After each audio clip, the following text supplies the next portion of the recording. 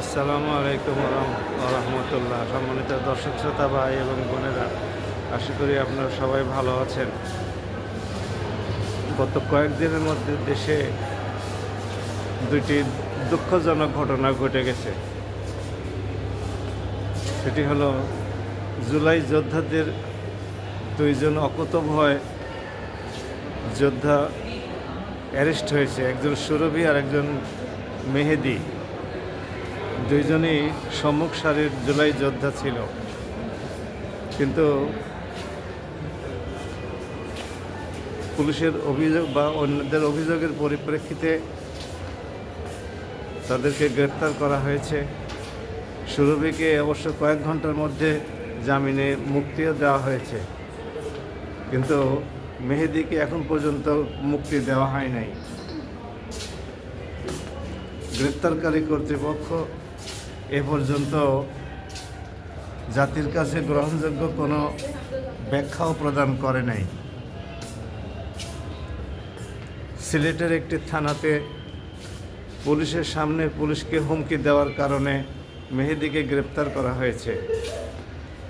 আর অখ্যাত একজন সাংবাদিকের অভিযোগের পরিপ্রেক্ষিতে সুরভিকে যে গ্রেপ্তার করা হয়েছিল তাকে মুক্তি দেওয়া হয়েছে, কিন্তু সেই অভিযোগকারী সাংবাদিকের বিরুদ্ধে কোনো ব্যবস্থা গ্রহণ করা হয় নাই।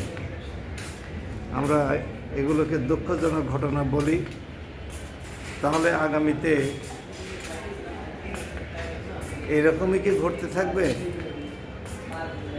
সোতানাত অভিযোগের পরিপ্রেক্ষিতে কোনো প্রকার তদন্ত ছাড়াই নির্বিচারে জুলাই যোদ্ধাদেরকে গ্রেপ্তার করা হবে? এটা আমরা কখনোই প্রত্যাশা করি না।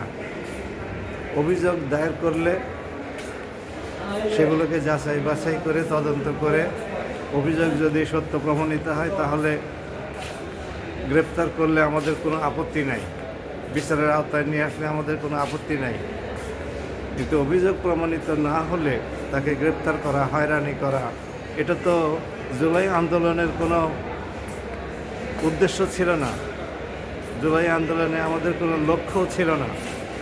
আমরা তো দেশে একটি ন্যায় বিচার, সুশাসন, মানবাধিকার এই সমস্তগুলো কায়েম করার জন্যে, স্বৈরাচার মুক্ত দেশ এ সমস্তগুলো কায়েম করার জন্যেই আন্দোলনের শরিক হয়েছিলাম। এরকম অপ্রত্যাশিত ঘটনা ঘটলে সেই আন্দোলনের যে স্পিরিট সেটি নিঃসন্দেহে নষ্ট হবে। আমরা এরকম ঘটনা আগামীতে আর না ঘটুক এটা প্রত্যাশা করি। সরকারি ব্যাপারে প্রয়োজনীয় ব্যবস্থা গ্রহণ করবে। জুলাই যোদ্ধাদেরও অত্যন্ত সচেতনভাবে কথাবার্তা বলা উচিত। থানা পুলিশের সামনে গিয়ে বা সরকারি প্রশাসনের উপরে হুমকি সৃষ্টি করে এমন কোনো কাজ করা উচিত না, এমন কোনো কথা বলা উচিত না যাতে করে কিনা আপত্তি উত্থাপিত হতে পারে এবং তাদেরকে অ্যারেস্ট করার একটা প্রবণতা পুলিশের মধ্যে বা সরকারের মধ্যে দেখা দিতে পারে। আমরা সবাই মিলে সচেতন থাকলে আমরা এই অপ্রত্যাশিত ঘটনাগুলো পরিহার করতে পারবো ইনশাআল্লাহ। সবাই ভালো থাকুন এবং দেশের জন্য আমরা সবাই আসুন দোয়া করি যাতে করে শান্তিপূর্ণ নির্বাচনের মাধ্যমে একটি যোগ্য নেতৃত্বের হাতে দেশের ক্ষমতা অর্পিত হয়। বাংলাদেশ জিন্দাবাদ। আসসালামু আলাইকুম।